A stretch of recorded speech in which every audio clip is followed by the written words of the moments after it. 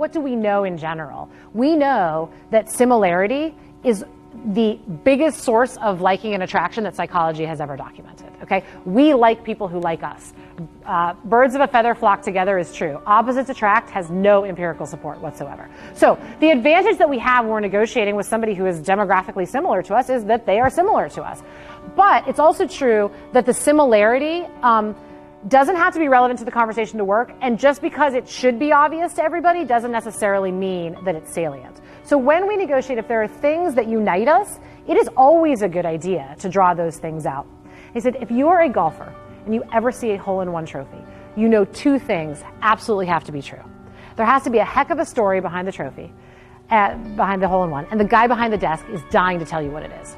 So he says to him, tell me about your hole-in-one.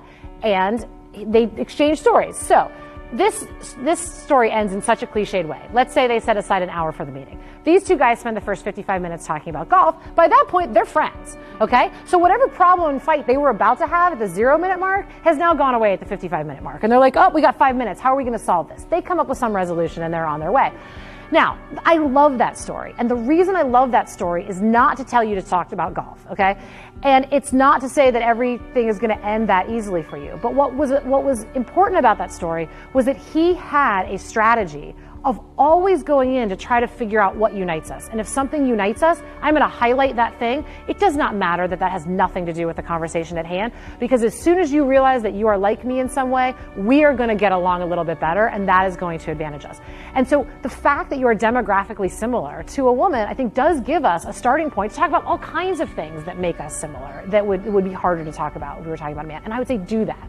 But it has to be genuine. The other point I make about the story is that I don't talk about golf because I don't really care about golf. And any strategy you ever use is guaranteed to fail you if your audience perceives it as a strategy.